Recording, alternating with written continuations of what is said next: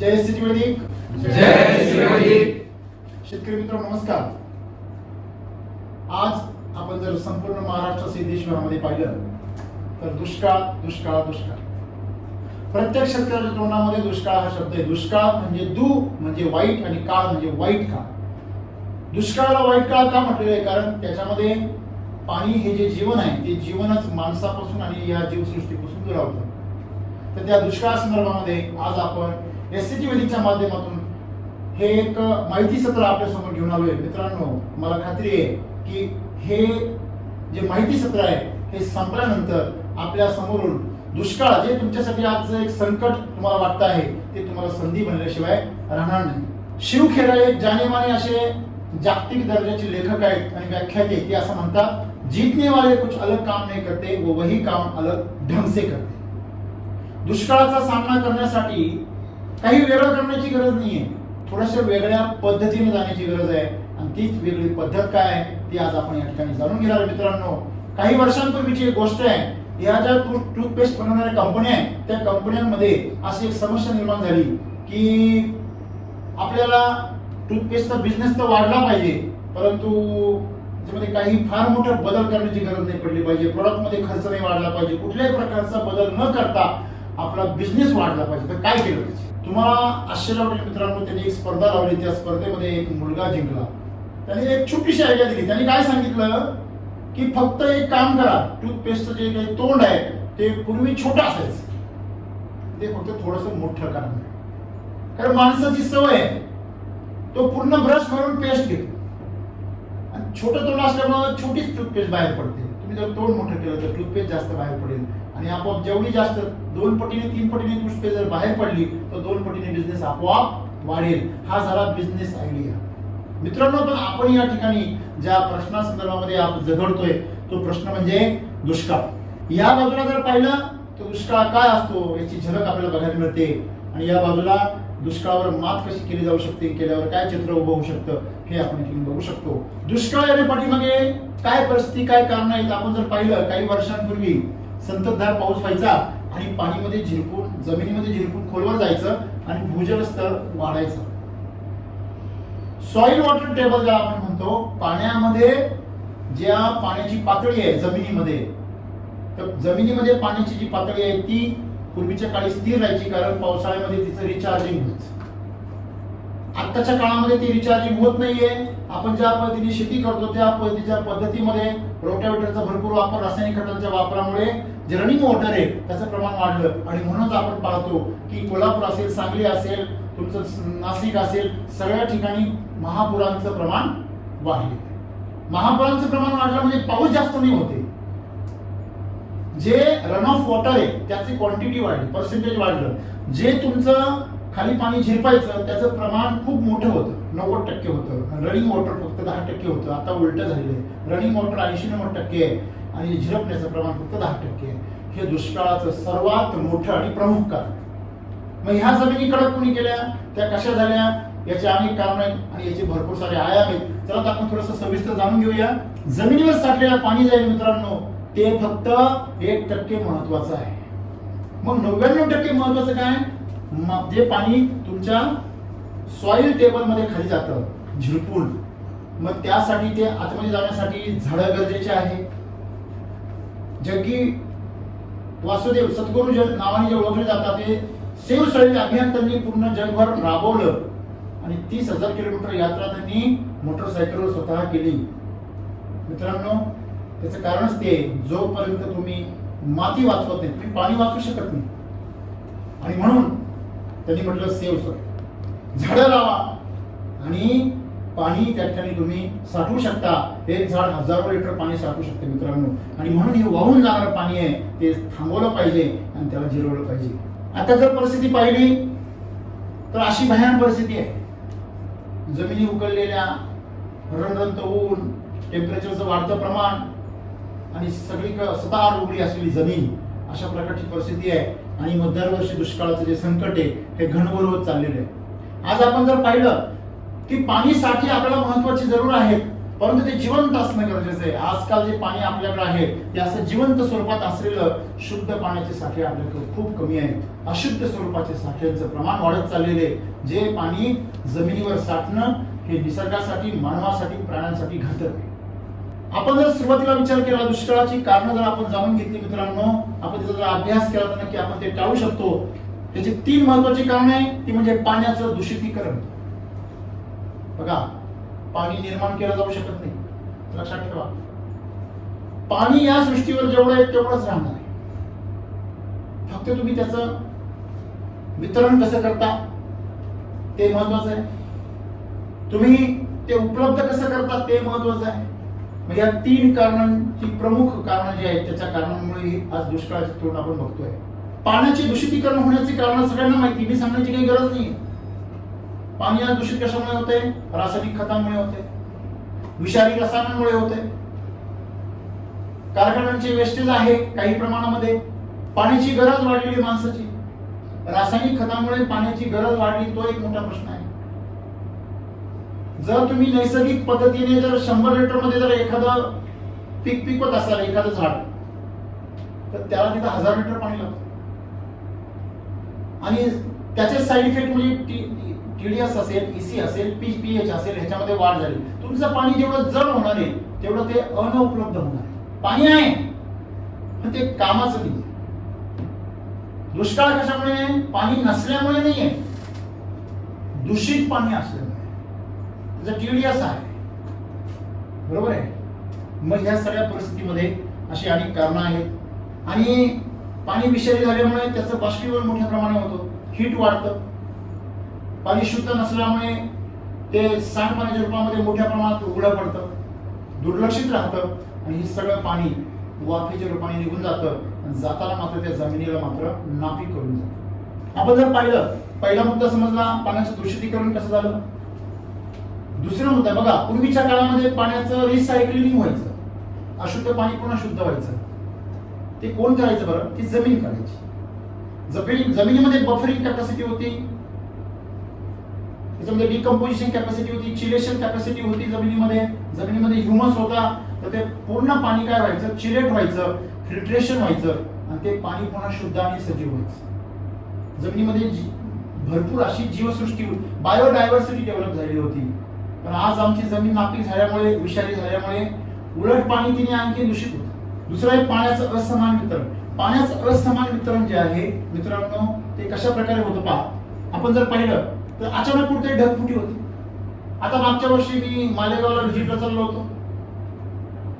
एकदाच घडलं नाही, असं अनेक वेळा घडलं की अगदी पावसाची बॉर्डर बघायला मिळते. इथून इकडे जबरदस्त पाऊस, जबरदस्त म्हणजे की अगदी समोरचा माणूस दिसायचा नाही, एवढी दाट त्या पावसाच्या धारा. आणि पलीकडे एकदम कोरडं. जसं आपण उन्हामधून सावलीत जावं, सावलीतून उन्हात यावं, अशा प्रकारे, एवढ्या प्रकारे तुम्ही कट ऑफ पावसाचा बघू शकता. अशा प्रकारे जिथं पाऊस फुटला तिथंच फुटतो आणि तिथंच कोसळधार, मुसळधार पडतो. म्हणजे ढगफुटी असेल, काही ठिकाणी ओला दुष्काळ पडतो, काही ठिकाणी कोरडा दुष्काळ पडतो. हे जे काही वितरण आहे पाण्याचं, शहरामध्ये भरपूर पाऊस होतो आणि शेतामध्ये पाऊसच होत नाही. लोक विचार करतात शहरामध्ये पाऊस जास्त का होतो?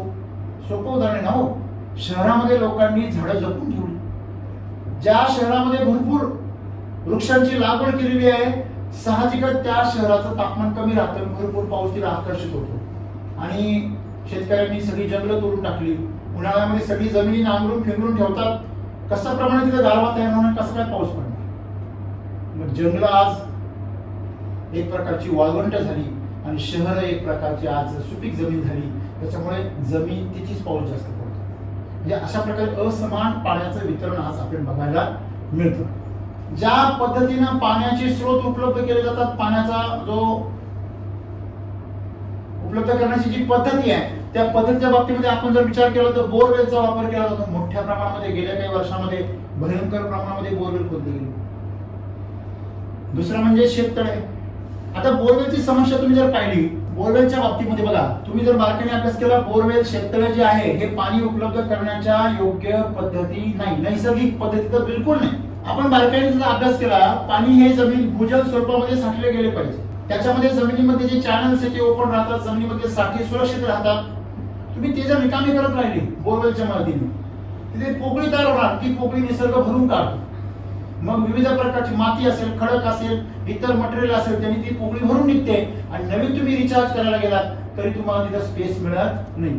आणि जमिनीमधले साठे तुम्ही एकदा तिथे जर त्याची जर बाकीच्या रॉ मटेरियल मातीने ते भरले गेले तर पुन्हा ते परत उपलब्ध होणार नाही. जमिनीमध्ये जे चॅनल्स आहेत, जे चॅनल अशा प्रकारे वाहतात, हे चॅनल जर तुम्ही ब्लॉक करून टाकले तर इकडनं झिरपणारं पाणी इथंच ब्लॉक होऊन जाणार आहे. यातले रस्ते, याच्यामध्ये साठ्यासाठी जी जागा आहे त्या जागेमध्ये भर पडली तर जागा भरली, जसं एखादं धरण आहे ते गाळ साचून साचून ते उथळ बनतं आणि त्याचा साठा कमी होतो. अशा प्रकारे भूजल पातळीतले साठे सुद्धा शेतकऱ्याचे काय झाले, कमी झाले आणि त्याचा परिणाम बोरवेलमुळे मोठ्या प्रमाणामध्ये नुकसान झालं. बोरवेलचं दुसरं नुकसान असं आहे मित्रांनो, मला अजून सांगू, बोरवेलचं सगळ्यात मोठं नुकसान म्हणजे तुमच्या वरच्या पातळीमधलं पाणी खालच्या पातळीवर निघून जातं. सप म्हणतात त्याला. वरच्या सपातलं पाणी खालच्या सप मध्ये निघून जातं. त्याला रस्ता मिळतो. पूर्वी मध्ये खडक होता, तुम्ही रस्ता करून दिला, असलेलं पाणी सुद्धा निघून जातं कधी कधी विहिरींचं.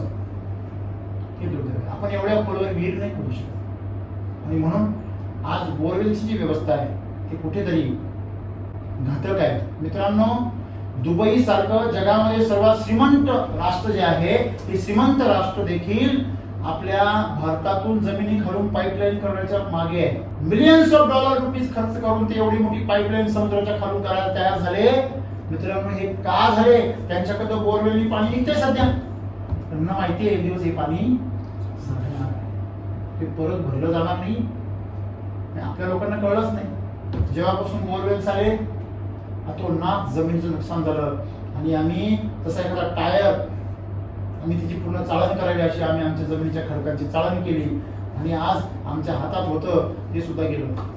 तिलही गेलं, तुपही गेलं, हाती दुपटणं आलं बाबा. बरोबर आहे. आणि आज शेतकरी तोंडाला मारून घेतात. आता कुणी बोर मारायच्या भानगडीत पडत नाही. बोरचं नाव काढलं त्याला बोर होतो. आता टाळ्याबद्दल आपण बोलूया. जस्ट तुम्ही आता काही दिवसांपूर्वी मालेगाव मधला शेतकऱ्याचा डाळिंबाचा व्हिडिओ पाहिला. ज्यावेळेस आपण नजर टाकली आजूबाजूला, आम्ही किती शेततळे पाहिले, हा भरपूर, परंतु त्या शेतकऱ्यांमध्ये पाणी नसून क्षाराचा थर होता, सगळे कोरडे होते, हा पांढरे पटक पडलेले होते. त्याच्यामध्ये दोन गोष्टी आहेत. पाण्याचं बाष्पीभवन मोठ्या प्रमाणामध्ये होतं. जे जमिनीमध्ये तुमचं पाणी सुरक्षित राहणार होतं ते पाणी बाष्पीभवन होऊन काय होतं, उडून जातं. आणि जेवढा पाण्याचं बाष्पीभवन होईल तेवढा त्याचा टीडीएस, त्याचा एसी आणि पीएच काय होतो, वाढतो. पाणी साहजिकच पाण्यापेक्षा काय होणार, कॉन्सन्ट्रेट होत जाणार ना. म्हणजे अशा प्रकारे एक तर रासायनिक खतांचा भरमसाठ वापर, दुसरीकडे पाणी उघडं ठेवणं, यामुळे दुहेरी मार पाण्यावर पडला. आणि पाण्याची जी टीडीएस आहे, पाण्याचं जे काही क्षारता आहे, त्याची सलायनिटी आहे, त्याचबरोबर त्याची इलेक्ट्रिक कंडक्टिव्हिटी आहे, त्याचं पोटेन्शियल हायड्रोजन आहे, ह्या सगळ्या गोष्टी काय झाल्या, वाढल्या. बरोबर आहे. मग अशा तळ्यांमध्ये लोकांनी मासे सोडले. आता मला सांगा, समुद्रामध्ये मासे, नदीमध्ये मासे, कधी पाणी खराब झालं का? त्या तळ्यामध्ये लोकांनी पाणी खराब होऊ नये म्हणून मासे सोडले. दुर्दैवाने माशांचे पैसे झाले, पीक जळून गेले. हौसानं केला पती त्याला झाला रडत पिती. असं आहे. पाणी कशाकरता साठवलं, पिकासाठी. आणि पाणी खराब म्हणून म्हणून मासे टाकले आणि मग मला शेतकरी फोन करतात, साहेब ते पाणी एवढं खराब झालं का, ते जर पिकाला सोडलं का पिकच जळून जातं. नायट्रोजन रे भाऊ, नायट्रोजन. तुमची जनावर जसे शी सू करतात तसे मासे पण करता ना. हॅलो, करता की नाही? ते त्याच पाण्यात करतात. आणि त्या पाण्यामध्ये, समुद्राच्या पाण्यामध्ये किंवा नदीच्या पाण्यामध्ये त्याचं सायकलिंग अन्न साखळी असते. ती अन्न साखळी काय करते, जीवश जीवन. कुणी त्यांची विष्ठा खातं, कुणी त्याचं अन्न खातं, कुणी त्याचे मेलेले अवशेष खातं. अशा प्रकारे बॅक्टेरिया, जीवाणू, छोटे जीव, मोठे जीव, छोटे मासे, मोठे मासे, बेडू, हे सगळे मिळून ते पाणी स्वच्छ ठेवतात. आत्ताच्या पाण्यामध्ये त्या प्रकारची अन्न साखळी, ती बायोडायव्हर्सिटी जगू शकत नाही. म्हणून ते पाणी फक्त विष्ठेने भरतं आणि ते पाणी पूर्ण विषारी होऊन जातं. मग असं पाणी शेतकऱ्याच्या हातून निष्ठून जातं, मृत होऊन जातं असं पाणी. आणि लक्षात ठेवा, मृत पाण्याचं बाष्पीभवन लवकर होते. लक्षात ठेवा, दूषित आणि मृत पाण्याचं बाष्पीभवन लवकर होतं, कारण ते हीट ऍब्झॉर्ब करतं. हे फार मोठं संशोधन लक्षात ठेवा. जिवंत पाण्याचं बाष्पीभवन होत नाही. हे माझ्या ऑफिसच्या कॅबिन मध्ये जी काही माझी अजूनही जार आहे, मग दाखवतो मी. त्या जार मधलं पाणी आज जवळजवळ 1 वर्ष 4 महिने म्हणजे 1.25 वर्ष होऊन गेले, तरी पण ते पाणी आज 40% तसंच आहे, जसंच्या तसं. ही ताकद आहे जिवंत पाण्याची, जे अमृतजलने आम्ही बनवलं. बरोबर आहे. शक्य आहे का कधी 1.25 वर्ष पाणी जसं तसं त्या ग्लास मध्ये राहणं, तो ग्लास मध्ये ते राहणं हे चमत्कार आहे. किती राहिला हा प्रश्न नंतरचा. मग या ठिकाणी ते पाणी मृत होतं आणि त्याचा बाष्पीभवनाचा वेग वाढतो, त्यामुळे संतुलन बिघडतं मित्रांनो वातावरणाचं. या सर्व कारणांमुळे जमिनीची धूप वेगाने होते आणि पिकांवर काय येते, रोगराई येते. अरे मित्रांनो, सप्टेंबर ऑक्टोबर पर्यंत पावसाळा संपेपर्यंत नदीला गढूळ पाणी येतं. नदीला गढूळ पाणी येतं म्हणजे जमिनीची काय होते, वरच्या थरातली जी माती आहे, सकस माती, ती पाण्याबरोबर वाहून जाते. तिला पकडून ठेवणार कुणीच नाही. ज्याला आम्ही सॉइल इरोजन असं म्हणतो, जमिनीची धूप असं म्हणतो.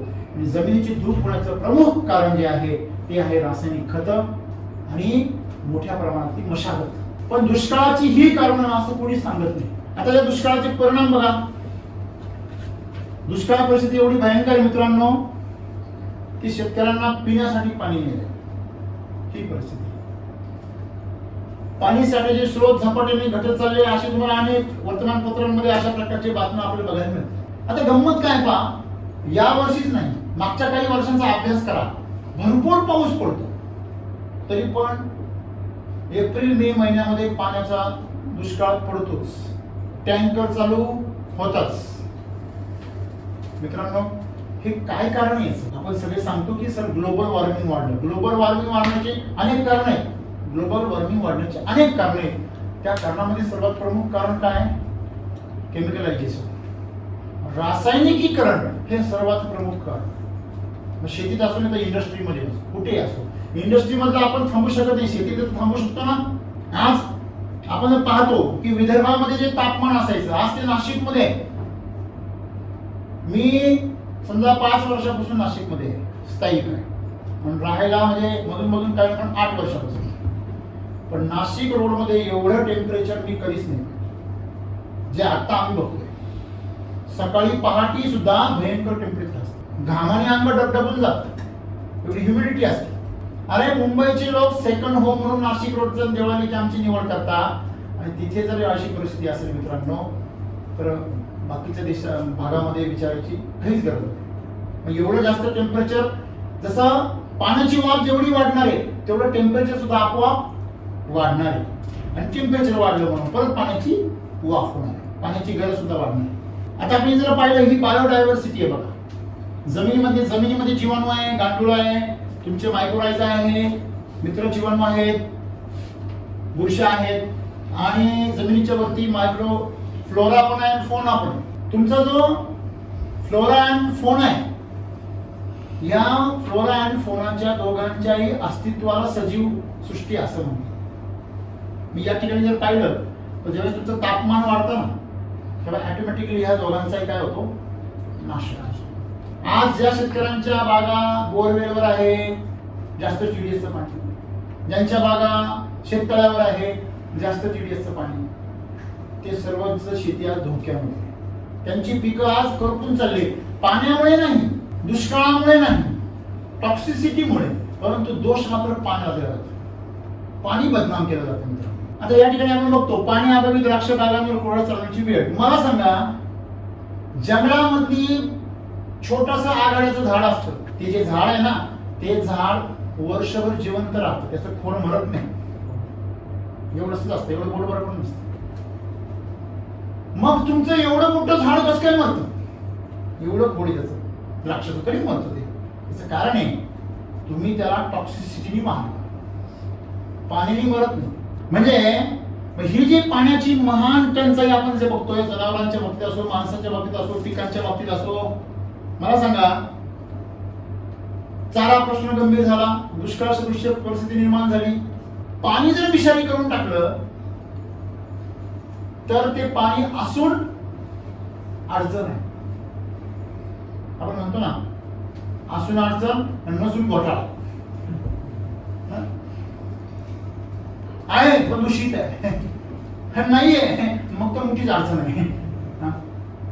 धरलं तर चावतंय, सोडलं तर पाणी. हो, पाणी बोलतोय मी, पाणी.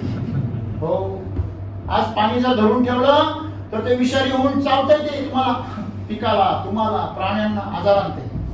आणि सोडून दिलं तर मग ते तर पळूनच जाते आकाशामध्ये वापरून. करायचं काय? त्याच्या बाबतीत काहीच करायचं नाही मित्रांनो. यावर शिकायचं. बघा, ही जी टॉक्सिसिटी आम्ही बघतोय, लोकांना असं वाटतं हे रोग आहे. हे रोग नाहीये. ह्याच्यावरती आम्ही स्वतंत्र व्हिडिओ बनवलाय, तो पहा. त्याची लिंक आम्ही डिस्क्रिप्शन मध्ये देतो. बघा हा व्हिडिओ. टॉक्सिसिटीमुळे तुमची शेती बर्बाद झालेली आहे, दुष्काळामुळे नाही.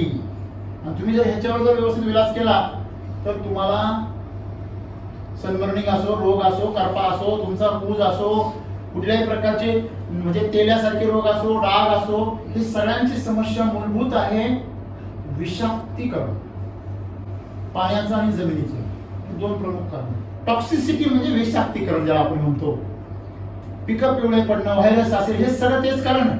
आता ह्या जर तीन अंगाने आम्ही जर विचार केला, पाण्याचे दुश्मन काय हो? पहिलं बाष्पीभवन, पाणी उडून जात, बरोबर आहे. दुसरं कारण काय? विषाक्तीकरण. पाण्याचं दुर्भिक्ष कशामुळे? पाणी पिलं सर तहान भागत नाही हो, आणखीन तहान लागते. पाणी पिल्यानंतर आणखीन तहान लागते. जर पाण्याने आग विझायची, जर आग भडकत असेल तर नक्की पाणी आहे का? नाही, काहीतरी शंका आहे. आणि तिसरी गोष्ट मध्ये, त्या पाण्यातून आम्हाला ऊर्जाच मिळत नाही, कारण ते पाणीच मेलेलं आहे. आणि अशा तीन गोष्टींचं उत्तर आहे अमृत जल. एससीटी वैदिकचं अमृत जल तुम्ही जर त्या पाण्यात टाकलं तर त्या पाण्याला ते जिवंत करतं. जिवंत करतं म्हणजे काय हो?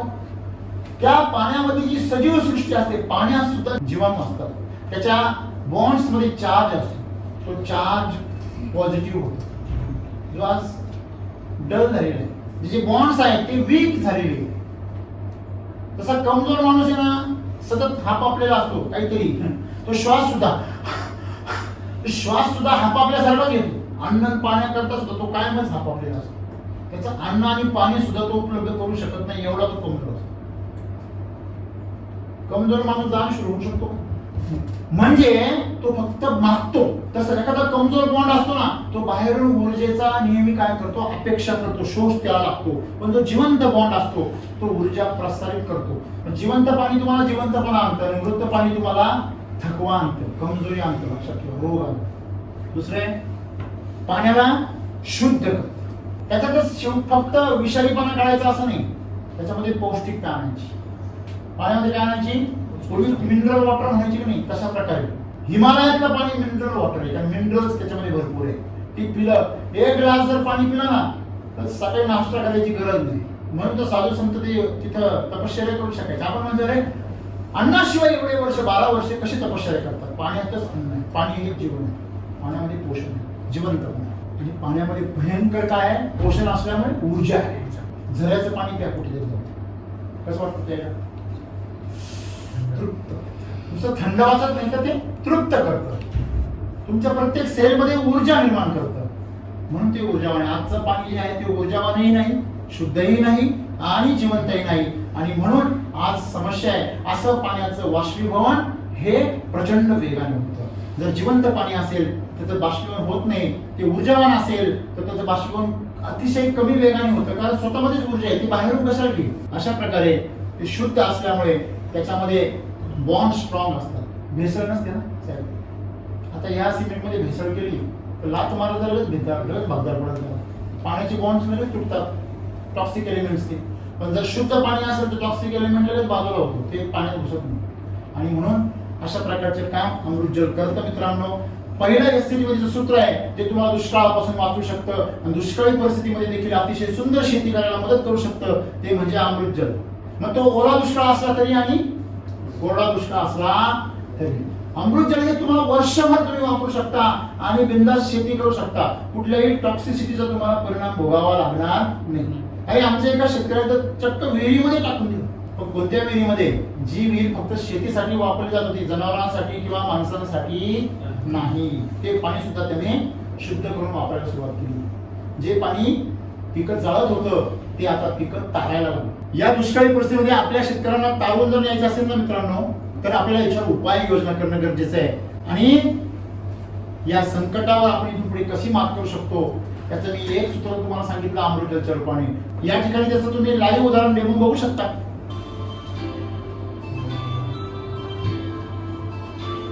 आता हे विहिरीचं पाणी आहे साधं, हे अमृत जलचं पाणी आहे.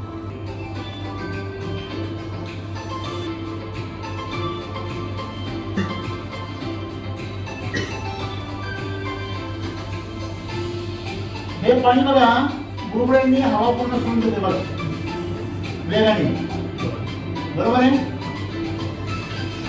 याच्यामध्ये अतिशय कमी वेगाने हवा बाहेर पडते.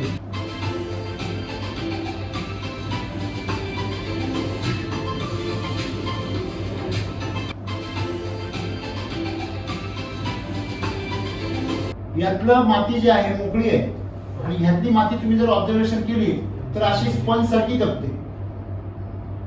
म्हणजे ही माती जी आहे ही पोरस बनलेली आहे आणि स्पॉन्जी बनलेली आहे. आणि ही माती फक्त तिने पाणी धरून ठेव, पाण्यामध्ये जशी आपण एखादी वस्तू मिसळावी तसं ते फक्त मिसळलंय त्याच्यामध्ये, बाकी ते माती एकजीव झालेली नाहीये. इथं मात्र पाण्याने ऍडिव्हिसिव्ह सारखं काम केलंय, त्या मातीला बॉन्ड करण्याचं काम केलं. ते पाणी त्या माती बरोबर बाउंड झालेलं आहे. त्याच्यामध्ये कडेला क्षार असतो विहिरीच्या पाण्यामध्ये संपूर्ण कडेला काय असलं क्षार, त्याच्यामध्ये काहीच नाही. दुसरी गोष्ट, याचं पाणी काय झालंय साचलंय वरती बघा, याचं पाणी ऍब्झॉर्ब झालंय. सगळ्यात महत्त्वाची गोष्ट म्हणजे हे पाणी जास्त होतं आधी अगोदर, म्हणजे याची वॉटर होल्डिंग कॅपॅसिटी चांगली. म्हणजे झिरपण्याच्या पूर्वी हे पाणी वेगाने आतमध्ये जिरलं, परंतु हे पाणी हळूहळू खाली गेलं, पण शेवटी मात्र हे पाणी कमी शिल्लक राहिलं. इकडचा भाग जो असतो हा लोण्यासारखा झालाय, बरोबर ना. म्हणजे हा जो आहे हा लोण्यासारखा झालाय, रंग त्याचा चॉकलेटी झाला आणि हा जो रंग आहे तसाच आहे. तुम्ही एक ऑब्झर्वेशन करा, ही जी माती आहे ही माती जागीच खाली बसली आहे की नाही, आणि ही माती अशी फुगल्यासारखी दिसते. आणि हा जो रंग आहे तसाच आहे आणि हे माती झाली त्याची, बरोबर ना. इकडे जर बघितलं तर ग्लास स्क्रीन आहे, इकडे बघितलं याच्यावरती सखा आलेला आहे. साईडने काय असतंय पाणी, त्याच्यामध्ये पाणी नाहीये. आता हे आपण याच्यामध्ये उलट करूया. आता आपण उलट केलेलं आहे. विहिरीचं पाणी इकडनं आलेलं आहे आणि अमृतचं पाणी इकडून गेलंय. ह्याच्यामध्ये पाणी शिल्लक आहे, ह्याच्यामध्ये पाणी शिल्लक नाही. चिखलाचा गोळा पडल्यासारखा पडला. हे पहा, एखादा जसं आपण म्हणतो ना ते खवा वगैरे आपण टाकतो खाली तसं. आता हे विहिरीचं पाण्याचं बघा, त्याचं टेक्स्चर बघा, याचं टेक्स्चर बघा. ह्याच्यामध्ये हवा, पाणी आणि माती या तिघांचं काय आहे, एकदम एकसारखं मिश्रण. बघा मला दिसतंय हे गाळासारखं. पाणी त्याने काय केलं पूर्ण ऍब्झॉर्ब करून लोण्याच्या गोळ्यासारखं सॉफ्ट स्पर्श बघा. इकडे बघितलं आपण बरोबर. ही दोन्ही माती त्या ग्लासमध्ये होती, बरोबर. या दोन्ही दोन ग्लासमध्ये होते आणि ती सेम माती दोन्ही पण सोबतच टाकली असेल, बरोबर. तो पूर्णपणे ढिसूळून पसरलाय. जे आहे ते ढिसूळून झाले ते गोळा बनलाय, उंच टेकडी झाली त्याची. ही जी आहे याच्यामध्ये आपण जर पाहिलं तर ही माती लोण्यासारखी, बरोबर ना. हे बघ दिसते, म्हणजे याच्यामध्ये हवा, पाणी आणि माती यांचं काय एकदम बॅलन्स आहे. आणि संपूर्ण पाणी, हवा याचं काय झालंय संतुलन साधलं गेलेलं आहे. याच्यामध्ये वाफ कंडिशन जास्त व्यवस्थित नाही, बरोबर आहे. त्याचा फायदा असतो ना शेतकऱ्यांना, पाणी खूप कमी लागणार. इकडे तुम्हाला दिसते वरचा भाग पूर्ण कोरडा दिसतोय बघा, वरचा भाग काय झाला पूर्ण कोरडा आणि खालचा भाग पूर्ण चिखल आहे. बरं, तुम्ही जर इकडचं सॉफ्टनेस पाहिलं तर अगदी वरचा कुठलाही तुकडा घ्या, तो काय लागतो हा बोटाला सॉफ्ट लागतो, लागतोय दिसतोय.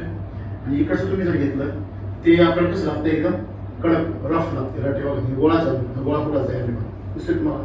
म्हणजे ही जी माती आहे ही माती लोण्यासारखी माती जी म्हणतो आपण, लोणी सोड, ही टिकण्यासाठी काय असते, ज्यावेळेस जमिनीमध्ये घेऊन वाढते त्यावेळेस ती जमीन अशी बनते.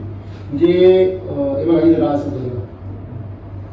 म्हणजे हा गाळ आता फ्लोट होणार पाण्याला वेगळे आलं. म्हणजे ही जी माती आहे ही काय राहिली पाणी झोप होणार. पाणी सोडून देऊ राहिले. हे संपूर्णच्या संपूर्ण एकच राहील.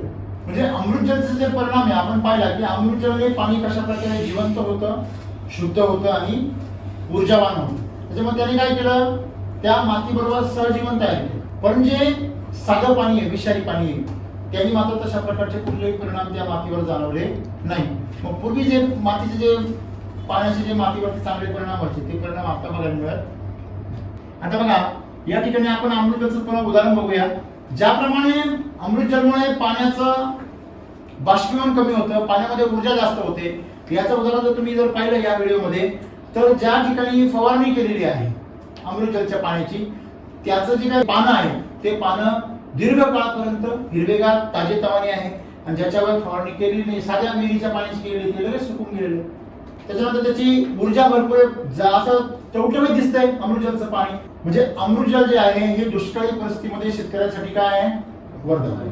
आपल्याला जमिनीमधली मातीची जलधारण क्षमता वाढवायची आहे. आणि जलधारण क्षमता वाढवण्यासाठी आपल्याला मदत करणारे ह्युमस, टॉप सॉइल ज्याला आम्ही म्हणतो, जी टॉप सॉइल आहे ती ह्युमस आणि सॉइल पार्टिकल्स यांच्या मिश्रणाने बनलेली असते. 5% ह्युमस आणि 95% सॉइल आणि अदर मटेरियल यांनी बनलेली असते. मग खाली सबसॉइल असते आणि सबसॉइलच्या खाली तुमचा वॉटर टेबल असतो. मित्रांनो, हा जो वॉटर टेबल आहे हा सुरक्षित तेव्हाच राहील जेव्हा या ह्युमसची वॉटर होल्डिंग कॅपॅसिटी वाढेल. वॉटर होल्डिंग कॅपॅसिटी वाढली तुमच्या टॉप सॉइलची, ऑटोमॅटिकली ते पाणी खाली झिरपणार आहे. जेव्हा धो धो धो धो पाऊस पडतो ना, तेव्हा त्या धो धो पावसाला सामावून घ्यायची क्षमता खाली पाहिजे जमिनीमध्ये पहिली होती. मला अनेक शेतकरी सांगतात आपल्या जमिनीमधून पाणीच वाहत नाही. एससीटी वैदिक वापरणारे शेतकरी रेग्युलर जे 2-3 वर्षापासून वापरतात ते सांगता आपल्या जमिनीमधून पाणी वाहत नाही. आता पाऊस झाला एवढं पाणी साठतं आणि 2 तासांनी गेलं का कोरडं झालेलं असतं, लोकांचा अख्खा गाळ असतो. मित्रांनो, त्यांच्या जमिनीचे बांध फुटतात, आपल्या जमिनीचे बांधामध्ये पाणी भरपूर साचतं आणि खाली झिरपतं. आपल्या विहिरीचं पाणी सुद्धा कमी होत नाही, लवकर आटत नाही लोकांसारखं. हे ज्यावेळेस शेतकरी सांगतो तेव्हा तो आम्हाला हे सांगत असतो की त्याची जमीन काय झालेली आहे, सुपीक झाली. पहिला मुद्दा काय आहे की पाणी जिवंत झालं पाहिजे, पाणी शुद्ध झालं पाहिजे आणि पाणी काय झालं पाहिजे, ऊर्जावान. त्यासाठी आपण अमृतजल वापरतो. आता दुसरा मुद्दा जो आहे की जर तुम्हाला मातीची जलधारण क्षमता वाढवायची असेल तर तुम्हाला माती सुपीक करणं गरजेचं आहे. मातीमध्ये पाणी फिल्ट्रेशन करायचं असेल, त्याचं जिवंतपणा आणि ऊर्जा वाढवायची असेल तर तुम्हाला मातीमध्ये पाणी शुद्ध करण्याची क्षमता पहिल्यापासून आहे. फक्त त्याला एक गोष्ट महत्वाची, ती माती जिवंत करायची. तुम्ही मृत मातीमध्ये, विषारी मातीमध्ये पाणी शुद्ध नाही करू शकत, जिवंत नाही करू शकत. मग पाण्याची, मातीची जी म्हणजे ह्युमसची जी उपलब्धता आहे ती फार महत्वाची आहे. ज्याला सेंद्रिय कर्ब आम्ही म्हणतो, तर सेंद्रिय कर्बाचं महत्व अतिशय मोठं आहे दुष्काळी परिस्थितीमध्ये. ज्या जमिनीमध्ये सेंद्रिय कर्ब जादा आहे तिथे तुम्हाला पाण्याची गरजही कमी पडते आणि दुष्काळही पडत किंवा त्याचे दुष्परिणाम जाणवते. बघा, दुष्काळ पडणं हा भाग वेगळा, त्याचा दुष्परिणाम होणं हा भाग वेगळा. दुष्परिणाम न होणं हे कसं शक्य आहे, हे आम्ही आता जो व्हिडिओ पाहिला 20 मिनिटं पाणी होतं फक्त ते टँकरचं, आणि डाळिंब धरल्यापासून 20 मिनिटं पाणी असताना देखील 600-700 ग्रॅमची डाळिंब होणं, इट्स नॉट अ जोक. हे मिराकल नाही, हे सायन्स आहे. ज्याला कळत नाहीये त्यासाठी ते मिराकल आहे. ज्याला केमिकलची बुद्धी ज्याची बनलेली आहे त्याला ते काय वाटतं हे काहीतरी वेगळं जुगाड आहे, पण ते तसं नाहीये. त्याच्या पाठीमागे सायन्स आहे. त्या जमिनीची वॉटर होल्डिंग कॅपॅसिटी, त्या झाडाची जिवंतपणा, ह्या सगळ्या गोष्टी वाढलेल्या असल्यामुळे ते प्रतिकूल परिस्थितीचा वेळ त्याने काय घेतला, फायदा घेतला. या ठिकाणी आपण एक उदाहरण बघतो. सरलाताई त्यांच्या ड्रॅगनच्या शेतीचं उदाहरण आपल्या समोर आहे. येवल्याच्या ज्या सरला चव्हाण आहेत यांचं बाग आपण 4 वर्षापासून बघतो युट्यूबवरती. एवढ्या सक्सेसफुल का झाल्या, त्यांच्या यादवला बातमी आली. ते एकटे नाही, असे अनेक आहेत, शेकडो. परंतु त्यांचं एक उदाहरण घेतलं तर आज त्या महाराष्ट्रभर ड्रॅगन क्वीन म्हणून त्यांची प्रसिद्धी झाली.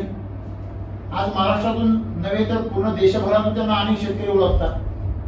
स्वतः त्या करोडपती झाल्या, स्वतः समृद्ध झाल्या, लोकांना समृद्ध करतायत.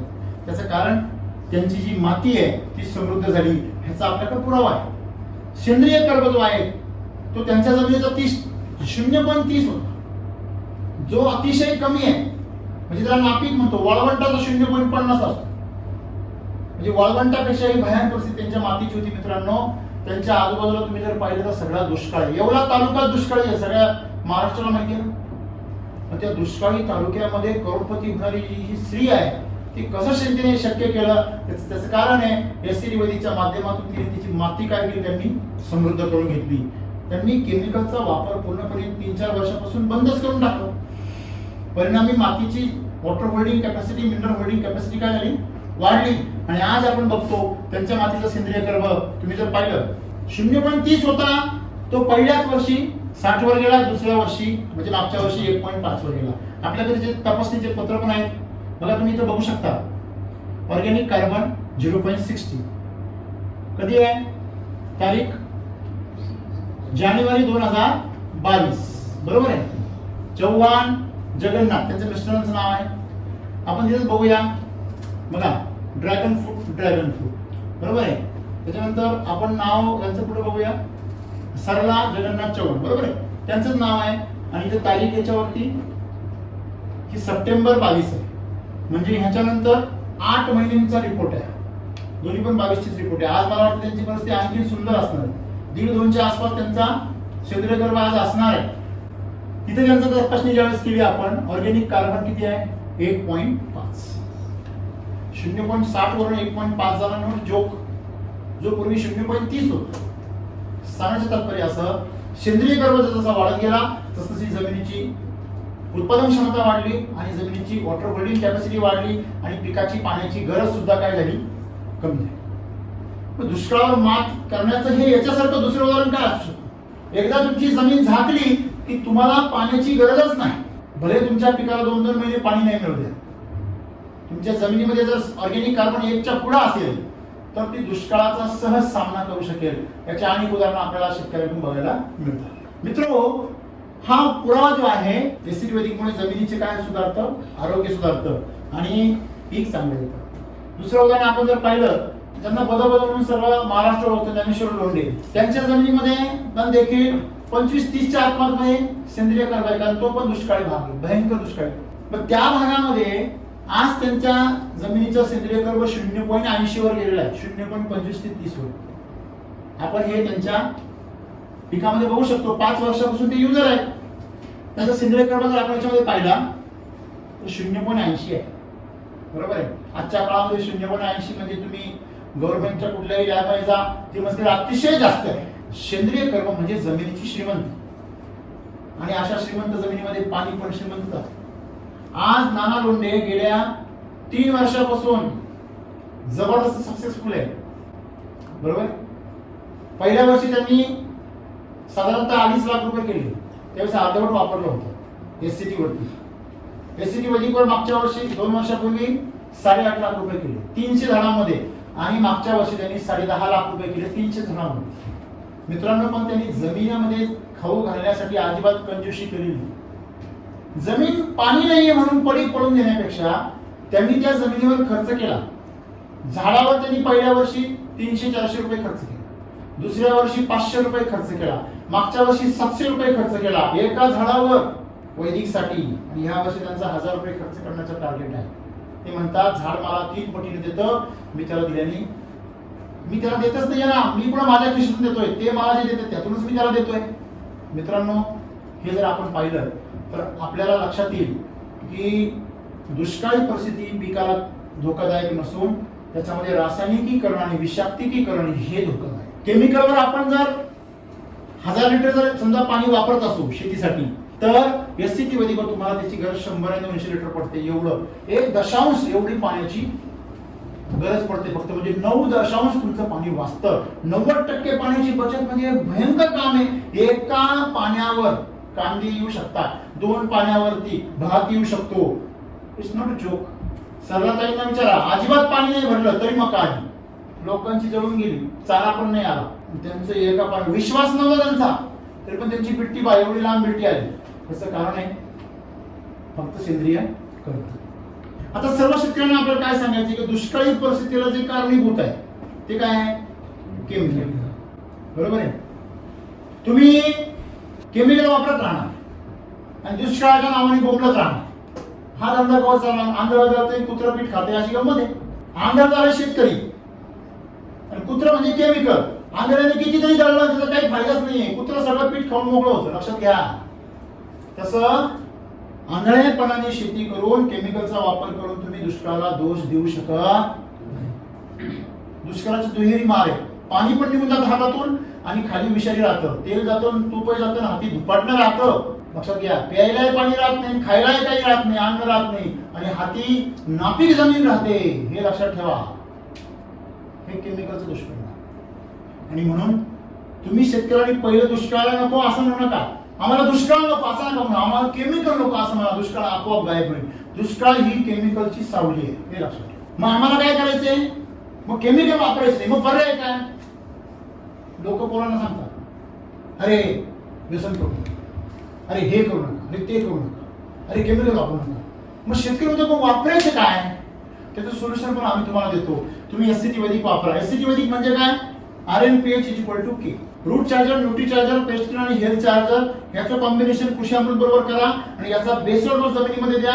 तुमची जमीन सुपीक होते, तुमच्या जमिनीची वॉटर होल्डिंग कॅपॅसिटी वाढते, जमिनीची बफरिंग कॅपॅसिटी वाढते, तुमची समस्या सॉल्व्ह. आणि पाण्याची गरज 3 पटीने कमी. हीट तयार होते ना, पाण्याची गरज कमी होती. उलट जे शेतकरी जास्त पाणी देतात ना त्याच्यामुळे पीक खराब होतं. वैदिक मध्ये आम्हाला सांगावं लागतं, बाबा तुझं पाणी जास्त झालं म्हणून तुझं पीक पिवळं होतं असं सांगावं लागतं. शेतकरी आमचं चिडतात कधी कधी, पाणी नाही पीक खराब होतं कसं आहे. मग त्यांना शिकवावं लागतं. पाण्यानेच, दूषित पाण्यानेच पीक खराब होतं. आज पिकं म्हणतात बाबा पाणी नको पण तुझे विषारीपणा थांबव. मग अशा प्रकारे तुम्ही जर हा फॉर्म्युला वापरला तर संपूर्ण मातीचं चिलेशन होतं, माती सुपीक होते आणि सर्वात महत्त्वाची गोष्ट म्हणजे तुमचं पाण्याचं फिल्ट्रेशन होतं आणि पाणी काय केलं जातं? स्टोअर केलं. आता तिसरा मार्ग आहे. तुम्हाला 2 मार्ग सांगितले. पाणी शुद्ध आणि जिवंत करा, अमृतजलाने ऊर्जावान करा. दुसरा मार्ग सांगितला मातीची होल्डिंग कॅपॅसिटी वाढवा, सेंद्रिय गर्भ वाढवा. अजून एक मला अस्त्र देणार आहे. एससीटी वैदिक मध्ये आम्ही जे सांगतो 100% एससीटी वैदिक मध्ये अमृत जल शिवाय पाणी वापरू नका संस्कृत केल्याशिवाय. RNPH = K याशिवाय तुम्ही कुठला बेसल डोस टाकू नका. आणि तिसरं सूत्र जे आहे ते हे, चाऱ्याला केमिकलचा वापर न करता गाईला काय करा? वैदिकचा चारा. तो RNPH = K चा जो डोस आहे तो त्या कशाला द्या? चाऱ्याला द्या. मग चमत्कार पहा. त्या गाईला तुम्ही ज्यावेळेस RNPH वापरून जे काही तुम्ही चारा तयार करणार आहे त्या गाईला जेव्हा तुम्ही त्या म्हशीला, गाईला, बैलाला जेव्हा तुम्ही मिल्क चार्जर खाऊ घालणार आहे त्याच्यापासून जो चारा तयार होणार आहे त्याला आपण गो अमृत असं. ते जे गो अमृत आहे ते तुमच्या मातीला जीवन देणार आहे. म्हणजे हजारो वर्षापासून जे शेणखत आमच्या जमिनीला सुपीक करत आलं पण तेव्हा ते शुद्ध होतं, तेव्हा रासायनिक खतं नव्हती, तेव्हा जनावर बांधलेले नव्हते, ते जंगलामध्ये चरायला जायचे, तेव्हा ते गोअमृतच होतं. मधल्या काळामध्ये भुसा खत तयार झालं. आता सगळीकडे भुसा खत आणि विषारी खत आहे. पोषण नको पण रोग आवर असं पिकाला म्हणण्याची वेळ येते त्या शेणखताला पाहून. लोकांची पिकं जळून जातात ते शेणखत टाकले. अजूनही काही अज्ञानी लोकांना असं वाटतं की राम सर शेणखताला नाव ठेवता म्हणजे त्यांच्या खताचा हे प्रचार बसतो. कपाळाला हात मारायची वेळ तर अशा लोकांना बघू त्यांना सांगावं लागतं, बाळा अभ्यास कर. मी शेणखताला नाव नाही ठेवत, ते भुसा खताला नाव ठेवतोय, त्या विषारी खताला नाव ठेवतोय. जे तुम्ही केमो ऑर्गॅनिकने बनवलं ते शुद्धीकरण करण्याचा रास्ता पण तुम्हाला सांगितला की तुम्ही मिरच्याचं वापरा, वैदिकचा चारा वापरा, त्याच्यापासून गोअमृत तयार करा. आणि अशा प्रकारे गोअमृत जेव्हा तयार होईल त्याच्यामध्ये 10 पट ताकद असते मातीला सुपीक करण्याची. मित्रांनो, तुमची नापीक झालेली माती सुपीक करण्याची, सेंद्रिय कर्ब वाढवण्याची जबरदस्त एक सोपी आणि स्वस्त पद्धती म्हणजे गोअमृत. तुम्ही जर जनावराला जर साधारण चारा दिला ना, फायदा बघा शेतकऱ्याचा. दूध व्यवसायाला देखील फायदा आणि शेतीला पण जबरदस्त. आम्ही मुळात मिल्क चार्जर हे शेतीसाठीच लॉन्च केलेलं आहे, गोअमृतसाठी लॉन्च केलेलं आहे, शेती सुपीक होण्यासाठी लॉन्च केलंय, दुष्काळावर मात करण्यासाठी लॉन्च केलंय. जिथे 400 किलो चारा खाऊन जनावरांचं पोट भरत नाही तिथे जनावरांचं पोट फक्त 100-200 किलो मध्ये भरतं. तुम्ही जर अरुण उगले यांना भेटले, शेखर रावचर यांना भेटले तर ते तुम्हाला सांगतील ते एकच वेळेस चारा देतात. आणि दूध मात्र लोकांपेक्षा दुप्पट का. सर चारा एकच टाइम आहे दिवसाला, घोड्याला एकच टाइम चारा टाकायचं नाही गायला. सकाळी चारा घातला डायरेक्ट संध्याकाळी संध्याकाळी सकाळच्या 10 गाड्या, संध्याकाळच्या 10 हे 20 किलो. प्रमाणात. हा त्यांनी काय फायदा झाला. त्यांनी फायदा म्हणजे ना गायांचं जे आहे ना आराम. दूध पूर्ण आराम पचनक्रिया आणि व्यवस्थित पचनक्रिया व्हायला सगळं. पचनक्रिया सारखं नाही वाढली, हा? दुधाला पण वाढले, दुधाला वाढल्या चारा कमी केलं कंटिन्यू तेच दूध असतं, कमी नाही म्हणजे जास्त. सारखं त्या वॉटर सोल्युबल सारखं खायला नाही घालायचं. सारखं. आपल्या वैदिक सारखा फक्त हप्त्यातून एकदा द्यायचं.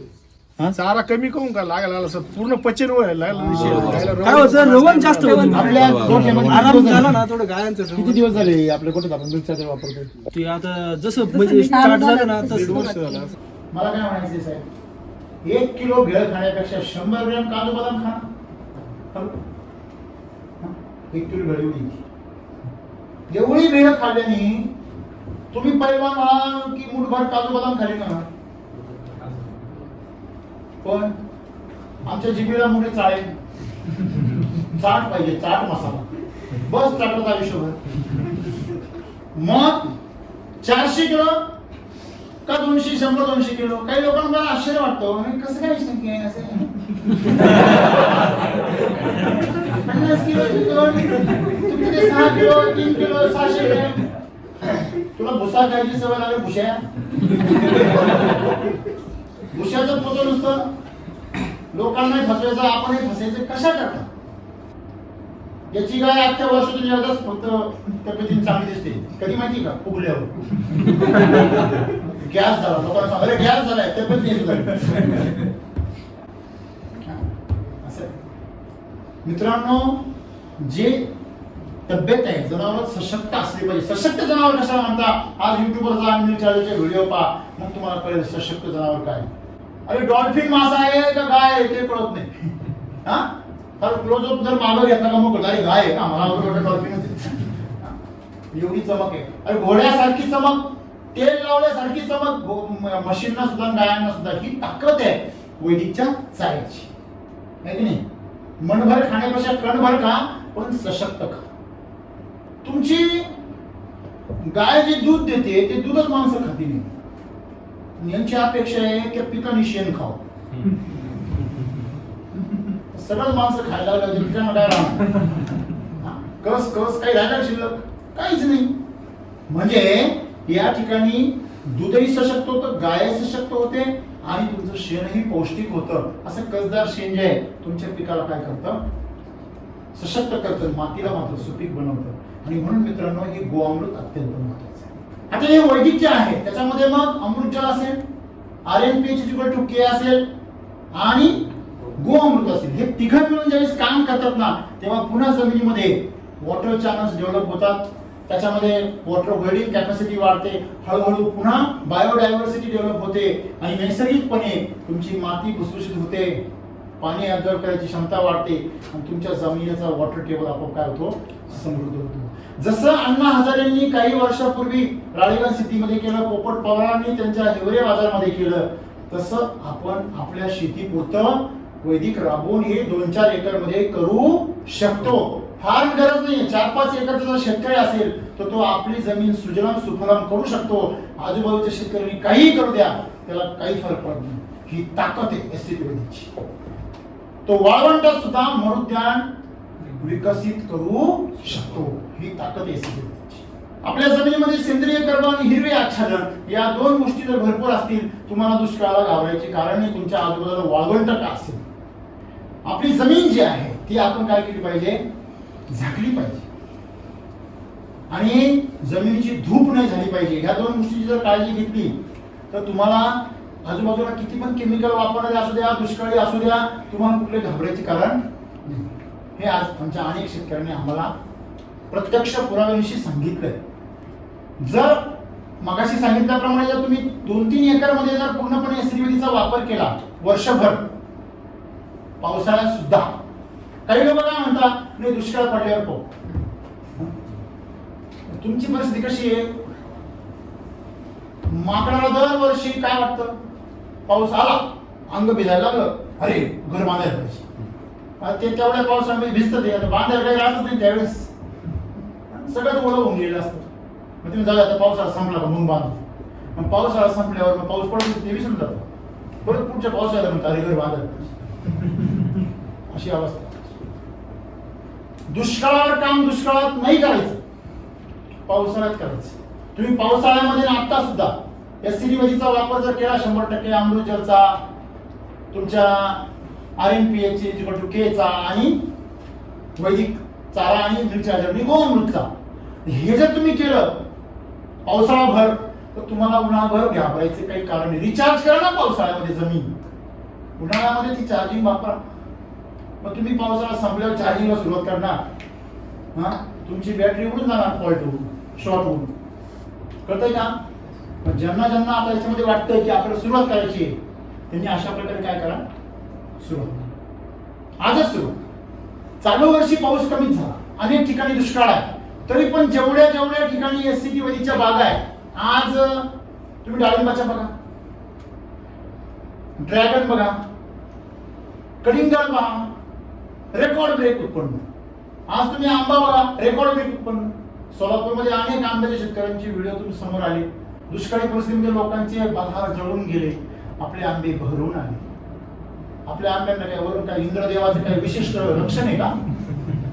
का वरद असते का छत्री धरून उभं राहतो? नाही. एससीडी वैदिक ही स्वतःमध्ये एक छत्र आहे, लक्षामध्ये. त्याला छत्रीची गरज नाही, आहे का नाही? मग या ठिकाणी जर आपण एससीडी वैदिकचा वापर जर केला या मिनिटापासून, तर आपण दुष्काळावर सहज मात करू शकतो. आणि दुष्काळ आपल्यासाठी संकट न ठरता एक संधी बनणार. बघा, आज ज्याच्याकडे माल आहे तो मला माल आहे. पावसाळ्यात तर कोणी पण पिकवित, आता पिकवण नाही हो, आता काय जगल का? आता मला एक 15 मिनिटापूर्वी, मी ज्यावेळेस 1 तासापूर्वी एससीचं आपलं ऑफिस व्हिडिओ बघितला. छत्रपती संभाजीनगर शेतकरी सांगतो, मी मल्चिंग केलेलं नाहीये तरी पण माझा टोमॅटोचा प्लॉट कसा आहे, जोरात आहे. त्याला स्वतःला आश्चर्य वाटतं. मल्चिंग नाही तरी पण 1 नंबर. अगोदर मला पण असं वाटत होतं की एससीटी वैदिकनी असं होऊ शकतं का, पण आज जर बघितलं एकदम बेस्ट प्लॉट आहे. मेन म्हणजे उन्हाळ्याचे दिवस आहे, बरेच जण मत 1 नंबर ग्रोथ झालेली आहे. एससीटी वैदिकमध्ये खरंच खूप जादूजी म्हणतात तशा प्रकारे ते काम करते. शेतकऱ्याला स्वतःला ही समाधान आहे. हे कशामुळे मिळते? एससीटी वैदिकमुळे मिळते. आणि आज दुष्काळावर तुम्ही सहज त्याच्याद्वारे काय करू शकता, मात करू शकता. मित्रांनो, दुष्काळ कोरडा असो किंवा दुष्काळ ओला असो, असेल एससीटी वैदिकची साथ, तर करील तुम्ही दुष्काळावरती मात. काय वाटतं? आणि म्हणून सर्व शेतकऱ्यांनी याच्यावरती गांभीर्याने विचार केला पाहिजे. त्याच्यासाठी हा सगळा प्रपंच आहे. तर आम्हाला आनंद वाटतो का जी सगळ्या समाजाची समस्या आहे ती आज एससीटी वैदिकच्या शेतकऱ्यांसाठी संधी आहे. या संधीचं सोनं आपण सर्वांनी करा. पाणी अमृतजल शिवाय वापरू नका. तुमच्या शेतामध्ये घरगुती खताचा, वैदिक खताचा कारखाना सुरू करा. वैदिक खताचा कारखाना ज्याला आम्ही गोअमृत म्हणतो. आणि पूर्ण शेतीला RNPH के शिवाय बेसल डोस टाकू नका. आणि सर्वात महत्वाची आनंदाची गोष्ट म्हणजे ज्यांना लेटेस्ट चालू करायचं आहे, आता केमिकल वापरताय, लगेच वापरायचंय, त्यांनी शिलाजीत पासून सुरुवात करा. शिलाजीत टॉप RNPH आणि शिलाजीत बेस LSQ हे काय आहे हे समजून घेण्यासाठी त्याची लिंक पण आम्ही तुमच्या खाली डिस्क्रिप्शन मध्ये देतोय. ती लिंक पण पहा तुम्ही. या दोन्ही व्हिडिओ, अमृतजलचा व्हिडिओ असेल, शिलाजीतचा व्हिडिओ असेल, हा तुम्ही आवर्जून पहा आणि अधिक माहिती घ्या. आमच्या अधिकाऱ्यांना संपर्क करा आणि सविस्तर माहिती घेऊन थोड्या क्षेत्रावरती ह्याचा वापर करा. मित्रांनो, लक्षात ठेवा, एससीटी वैदिक ही श्रीमंताची शेती आहे. तुम्हाला श्रीमंत करणारी शेती आहे. तुमच्या मनात श्रीमंती असली पाहिजे. मातीला, गाईला खाऊ घालण्याची तुमची मानसिक तयारी असली पाहिजे. ही जर तयारी असेल तर तुमच्या घरामध्ये रोज दिवाळी साजरी झाल्याशिवाय राहणार नाही. धन्यवाद.